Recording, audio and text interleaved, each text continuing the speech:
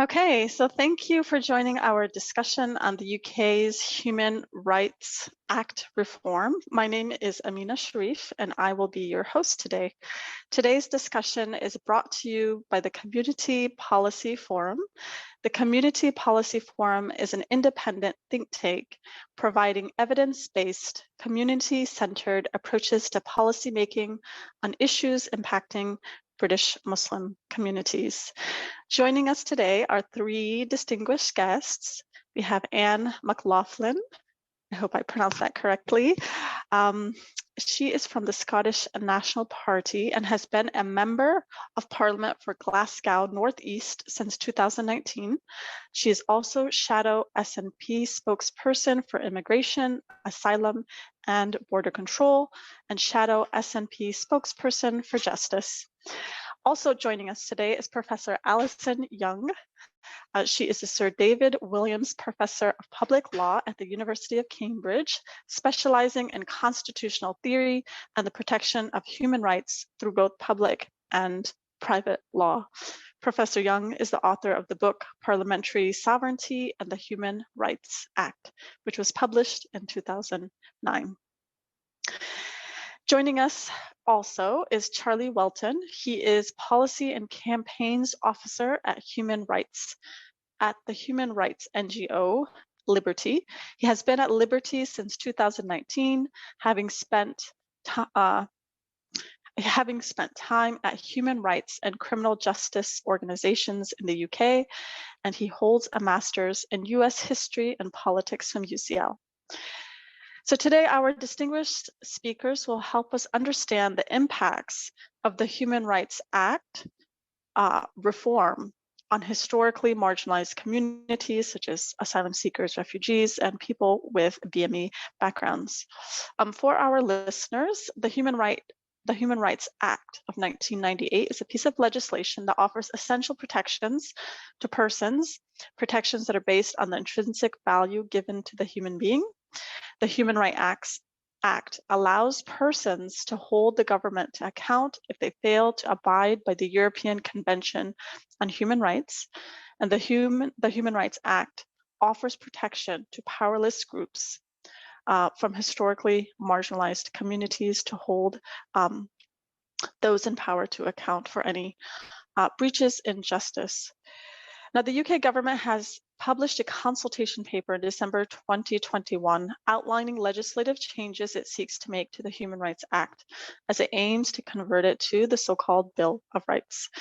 In this consultation paper, the government claims that there is a need for reforming the Human Rights Act in order to rebalance human rights with the public good, prevent the so-called exploitation of human rights by dangerous people, and take back control of UK courts from Strasbourg and give Parliament the final say on UK human rights and so forth.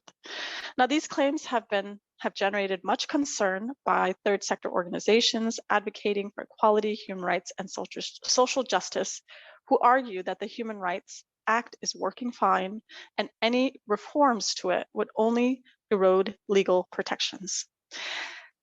And now this brings us to our first question. The government claims that domestic courts are limited by Strasbourg courts, and this claim is underpinning part of its claims for the need to reform the Human Rights Act. And essentially, the proposal to reform the Human Rights Act aims to sever UK obligations to the European Court of Human Rights. So my question to you, Dr. Young, is what would be the impact of severing UK obligations to the European Court of Human Rights? Thank you, Amina. I'll try my best to answer that. So the way in which it works at the moment is UK courts are required to take account of decisions of the European Court of Human Rights. So this means that normally they will look at decisions that have taken place in Strasbourg. They'll use those to think about what human rights protections we should have in the UK. And so they'll look for what they call a clear and consistent line, which is a legal way of saying, what do we think is a clear account of what human rights are in Strasbourg? And sometimes they might think that, well, this clear account hasn't really taken account of UK circumstances, or there's been a mistake in the reasoning. So they'll decide perhaps they shouldn't follow that decision. And sometimes they'll recognise that the European Court of Human Rights has given what we call a margin of appreciation, which is a wonderful lawyerly word for saying, well, there's a low protection of rights here, but that's because we think it's up to states to decide whether they want to go any further. So particularly when you're balancing rights, for example, they might say it's for states to think about whether they want to go further. And sometimes in those cases, the UK courts will say, well, we want to go a little bit further than Strasbourg here. And so that's more or less what happens at the moment. Now, the concern is, what happens if we sever that completely so that the UK courts could say, oh, I just don't like this decision from Strasbourg, so I'm just not going to follow it. And there are a number of problems with that. Well, obviously, one problem is, does this mean we'll have a weaker protection of human rights? Now, that's a possibility because we don't know which way the courts would go. So it could weaken rights, and it could mean that individuals, instead of being able to go to UK courts and know that the rights that you find in Strasbourg are being protected, now have to go to Strasbourg, which seems an unnecessary further step, given there's no desire to sever us from the European Convention anyway. So that's still going to stay there. The other kind of potential problem you've got of this sort of severing and this possible weakening of rights is you often find we have what we call dialogue between the courts. So the different courts listen to each other. And by listening to each other and understanding how rights are protected, it helps us to get a better protection of rights. So a court could point out that a particular minority group in their country needs a stronger protection right in certain circumstances. And that can then influence how Strasbourg works. Well, that works if courts respect each other and take account of decisions and listen to their reasoning and engage in good discussions. But if you can just say, well, we don't have to follow you anymore at all, that breaks down. And that might cut down the extent to which specific issues can be raised and improved across Europe. And the final problem is, if we sever it completely, well, under international law, the UK is required to comply with judgments against the UK. But what if the UK court said, oh, I don't have to follow that one either? Well, then you're putting the UK in breach of its international obligations, as well as potentially weakening rights and potentially stopping this informal dialogue. So these are the concerns that people have about severing this connection. Thank you for that answer. I think you have highlighted some very, very crucial possibilities that might take place, with the severing of relationship, the severing of this dialogue. That's really important, as you say, for arriving at better decisions and arriving at, as you said, understandings of the law that offer, full protection for victims. So part of the government's concerns relating to the exploitation of this human rights system by these imaginary nefarious individuals is that they're damaging the system, they're exploiting the system, and as a result, the proposal that will lead to this Bill of Rights must sort of set a kind of threshold. And the government has, suggested that human rights abuse victims must prove, quote unquote, significant disadvantage before they can seek justice. And so my question then is for Charlie. As a policy and campaigns officer at Liberty, an advocacy organization that aims to protect civil rights and civil liberties, what are your concerns then with the government proposal of requiring the proof, of the significant disadvantage? How is it going to affect how many human rights abuse victims can actually, get justice for what's happened to them? Yeah, it's a really vital question, and I think that this is one of the proposals that we're really most concerned about in the consultation document. I think the first thing to say when we read these proposals is that this is entirely designed to reduce the number of cases that will eventually go through. It's designed to make it harder to bring a case. And I would say that I don't think that that is a positive thing in itself. I think that putting extra barriers in the way of justice is something that we should not be looking at doing.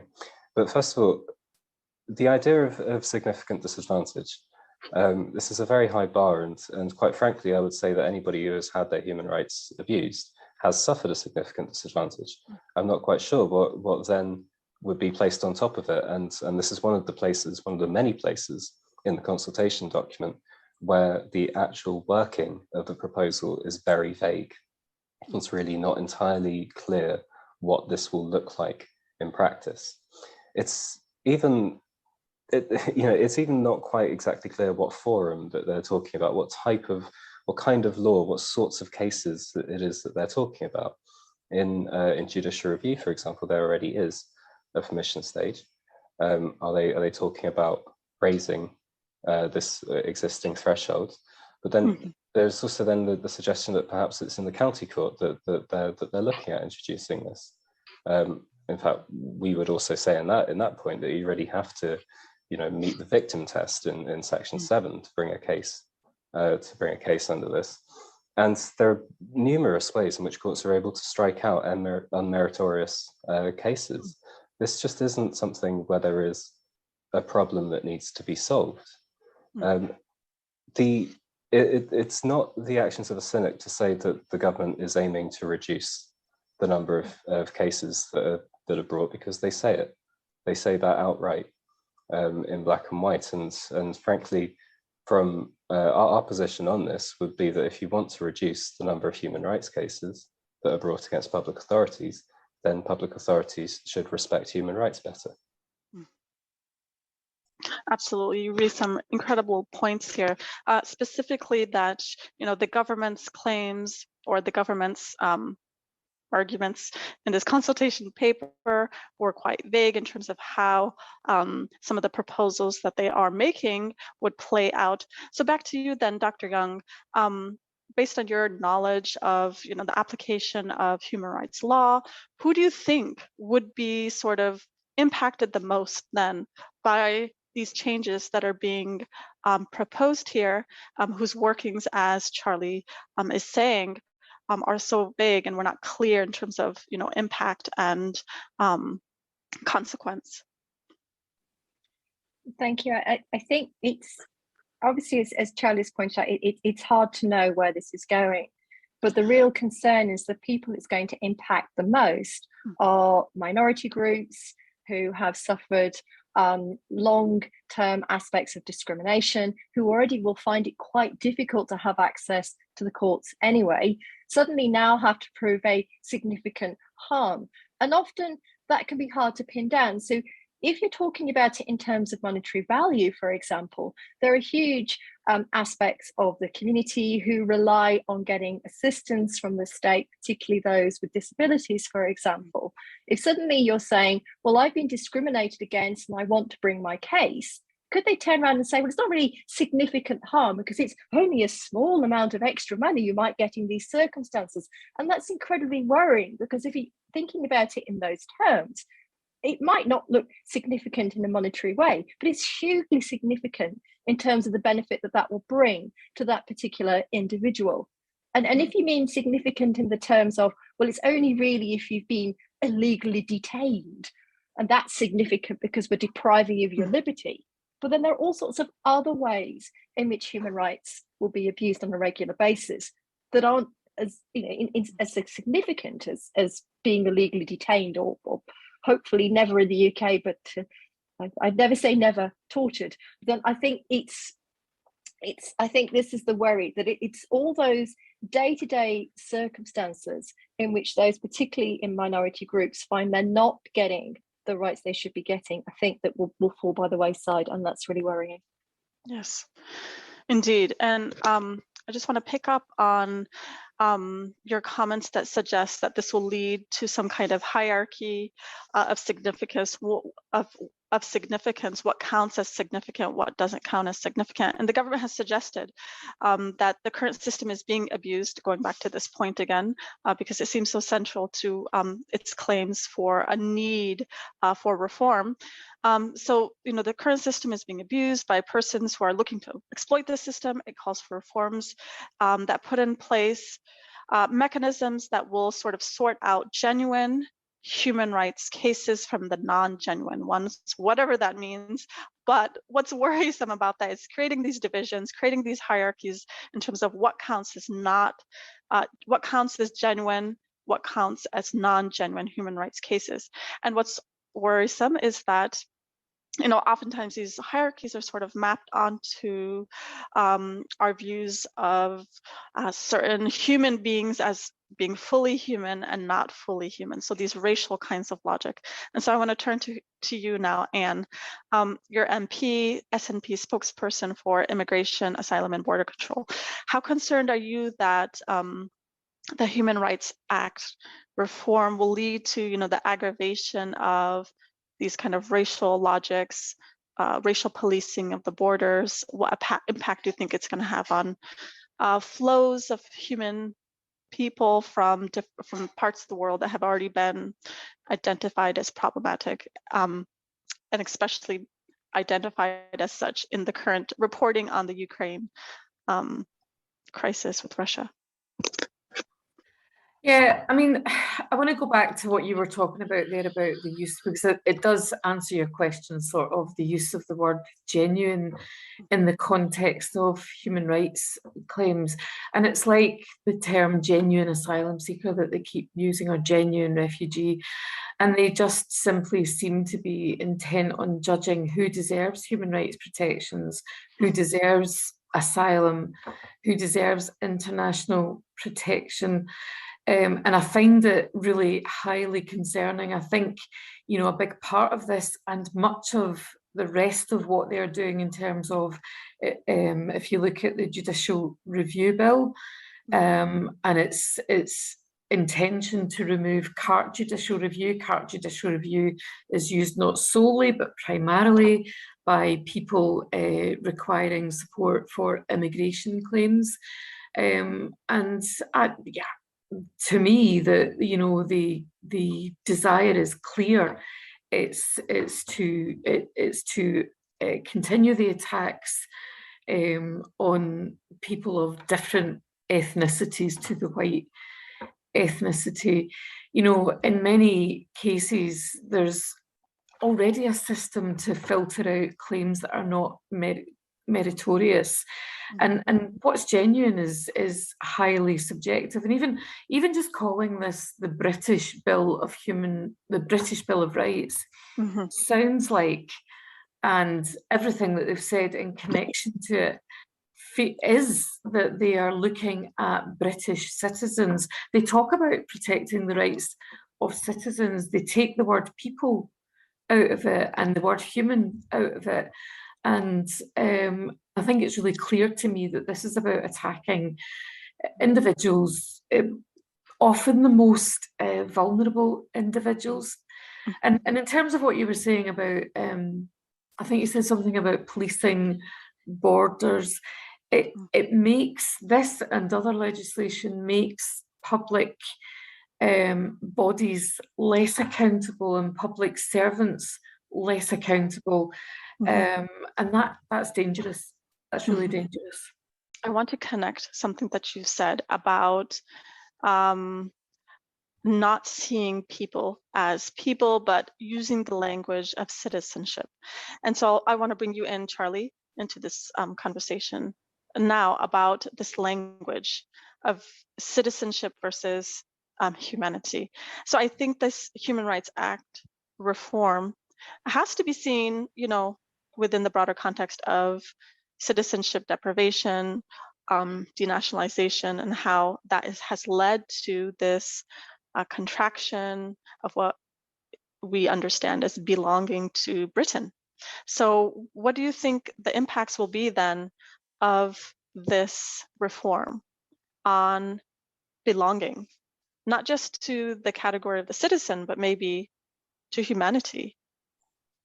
Yeah, it's a really excellent question. I mean, there are specific proposals within here that seem to go directly to that, you know, on things such as deportations and asylum. However, I think that really beyond that, I would say that the entire consultation document, the proposals that are in it, and all of the justifications in this, it's a 123-page document, the consultation document, and it has a chapter that lays out the case for change. And really that chapter can be sort of summarized in, you know, in a few words, in being that human rights are universal. And unfortunately, a lot of people that we don't like have human rights as well, and we want to change that. Yes. And the cumulative effect of these proposals will be to create different categories of people, to undermine universality of human rights and suggest that some people are more worthy of rights protections than others. And so, as I say, there are specific ones which really get to this, and the deportation and asylum ones are really quite disgusting. But also, this is manifested as well through things on remedies, and there is a quite astonishing proposal in this to restrict damages based on the claimant's conduct, and in one option in it, it asks whether there should be any limits whatsoever, temporal or otherwise, based on this. And so what we have in this is then a person's actions, what a person has done, and it doesn't restrict it to criminal conduct, can be anything that we don't like. We can say, okay, you can never, after that point, if you are abused by the state, you can never have redress.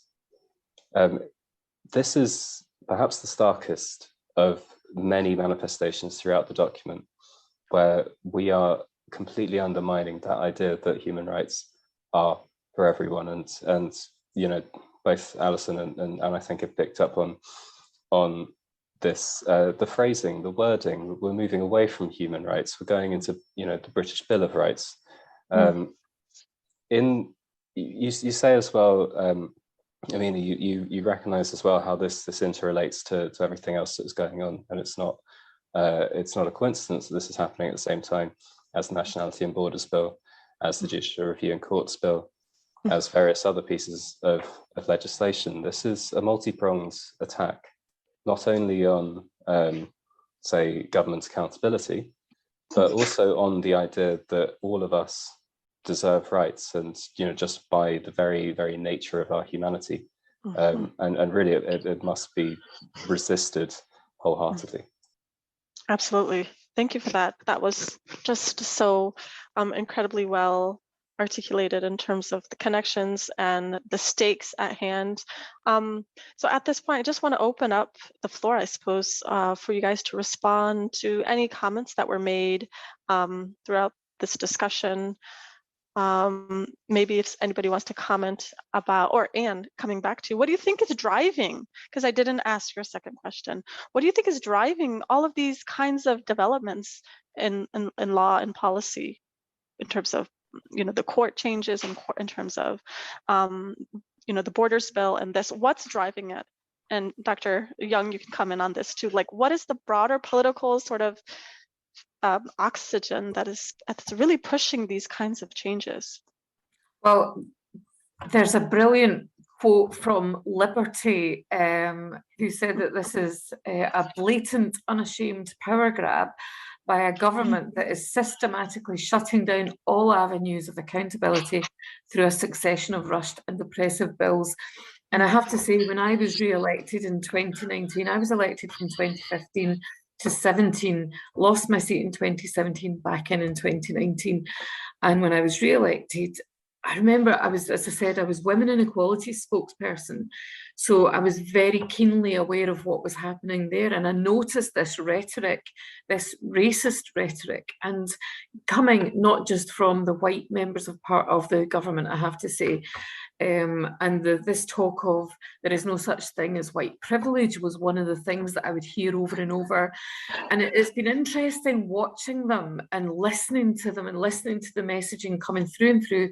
And it's coming through all of that legislation that Charlie talked about: Nationality and Borders Bill, Judicial Review Bill, Elections Bill, Human Rights Act reform. And it's ideologically driven.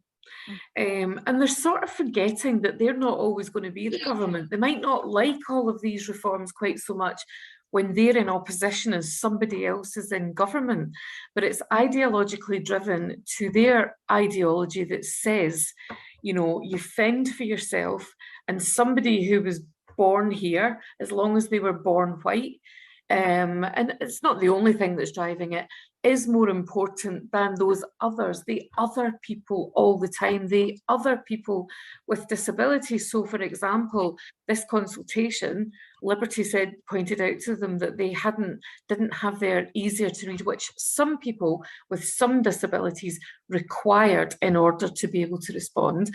And they finally agreed with Liberty's calls for extending the consultation, but the other people with disabilities, they never did provide the audio version. I don't think they provided any other languages. So the other people that are not them, and it's ideologically driven. And I'm going to keep going on and on about this and repeating myself unless somebody stops me. It makes me, and I hope it pleases people to know, although it doesn't really help much given they've got a majority of 80, it makes me and many, many people in that place extremely angry, and it's horrifying to watch the development of it. Mm-hmm. Yeah, thank you, Anne. I'm glad that you're emphasizing the ideological sort of basis of these, these developments, because we have to always consider these within like broader contexts and broader relationships so that we can, fit the puzzle and try to make sense of what's happening, not just here in the UK, but how it connects to this global stage where we're moving towards, authoritarian forms of governance and, this erosion of human rights across the planet, really. Dr. Young, would you like to come in and make some remarks about, the political context that's sort of housing all of these changes? Okay. Thank you. I agree with everything Anne and Charlie have said, and particularly the statement from Liberty. And it's against this backdrop we're constantly saying we're moving towards populism, or we are in a populist state. And I think the definite signs that this is going on, and we've talked a lot about how there's an executive power grab and there's a reduction of rights. And we've mentioned all sorts of pieces of legislation that are taking rights away or shifting towards increasing executive power. There's also my favourite bill that everyone that doesn't talk about. It's currently in the House of Lords. This is the Dissolution and Calling of Parliament Act, which will become very quickly. It's a bill at the moment, but don't worry, it'll be an act soon. And this is, no one's talking about it. I think there was only about 2 hours of discussion at committee stage, but this is taking a fixed term parliament, putting it back to a maximum parliament, taking a system where if you wanted to have an early parliamentary general election, you needed some votes, either through a vote of no confidence or 2/3 of the entire House, to have an early general election from the House of Commons.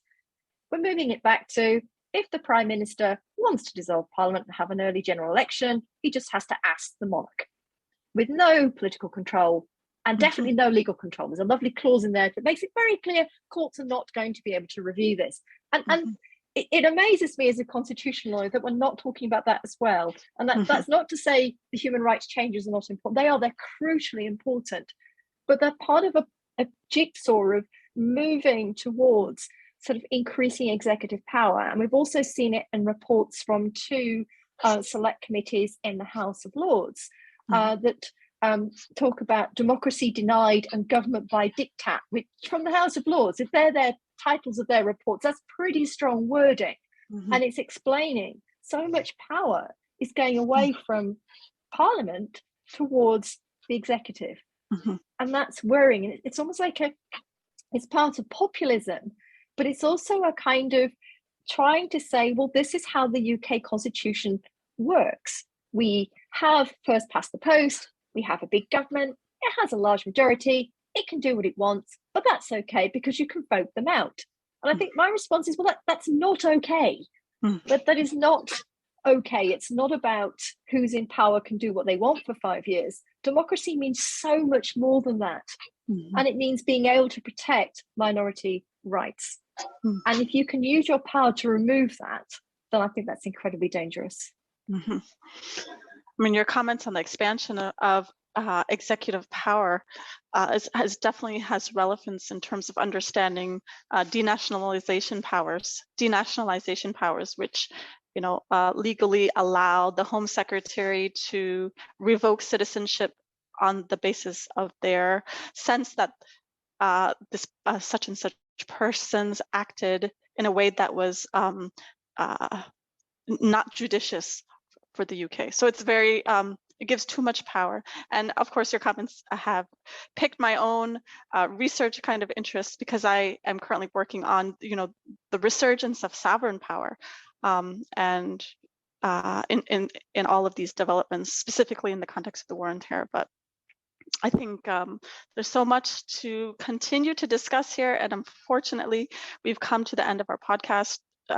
We've come to the end of our discussion, but I'm literally sitting on the edge of my seat right now, just wanting to continue this some more. But I think we will have to end it here. But thank you ever so much for all of our wonderful guests here, for taking out your time in very strange circumstances, through illness, through other obligations, to have this very important conversation, and hopefully share with the public what's at stake here with the reform that's being proposed by our government.